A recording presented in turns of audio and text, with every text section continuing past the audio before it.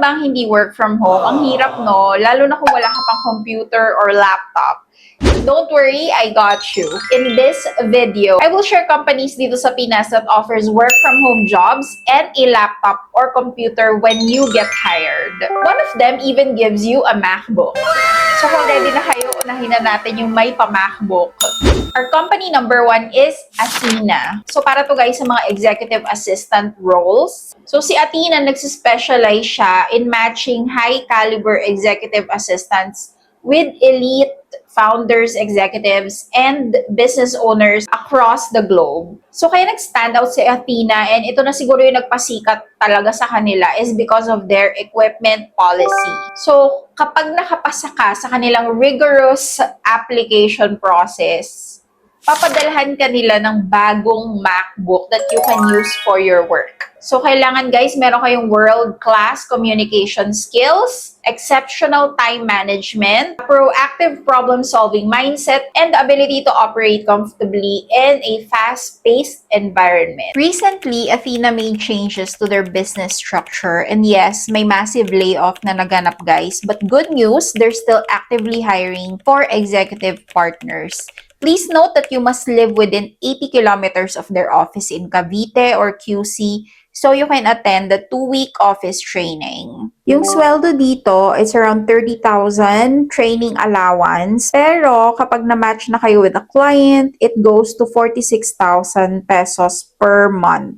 Kung interested kayo mag-apply, punta lang kayo guys dito sa link na to. So that's jobs.athena.com. And so make sure i-highlight nyo guys yung inyong mga admin or project management experiences. Next up guys is cloud staff. So maraming different kinds of jobs dito kay cloud staff, from customer experience, digital marketing, virtual assistant, pwede ring accounting, HR tech support. So, marami talaga silang ino-offer na different kinds of jobs. And ang kagandahan dito kay cloud staff is talagang seryoso sila sa pag-set up sa inyo ng work from home infrastructure. So, kung makapasa ka sa kanila, hindi lang laptop yung makukuha mo. They will send you what they call the cloud staff work from home kit, which includes a high-spec laptop, dual monitors, headset, and siguro ito yung pinakaiba, they provide also UPS. So, in case magka-brownout sa inyo, hindi agad mamamatay yung computer or laptop ninyo because meron siyang backup power source. So, saan ka pa, di ba? And dahil nga maraming different roles dito kay cloud staff, iba-iba rin yung level ng salary depending on your position. Yung mga entry-level roles starts from around 25,000 to 35,000 pesos per month. Pero kung mga mid to senior level na kayo, your salary can scale up to around 60,000 to 80,000 pesos per month.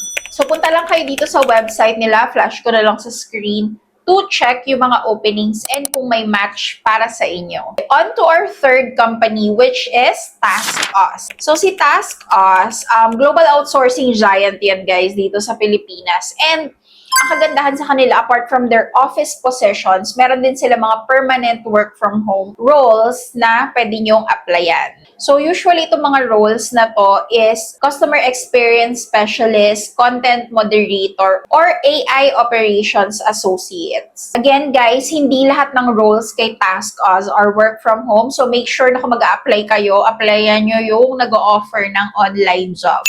Now, kapag nakalan kayo ng remote role kay TaskUs, they will provide you a fully configured, secure computer setup. So, desktop siya, guys. Yung mga laptops nila, I believe, are just for manager levels. If you're an associate, ang makukuha mo talaga is desktop, which includes a mini PC, a desktop monitor, may kasama rin siyang camera, headset, and the usual peripherals like keyboard, mouse, and LAN cable. Ayan. So, usually, pwede nilang ipadala sa inyo yan or pwede nyo rin i-pick up from their office.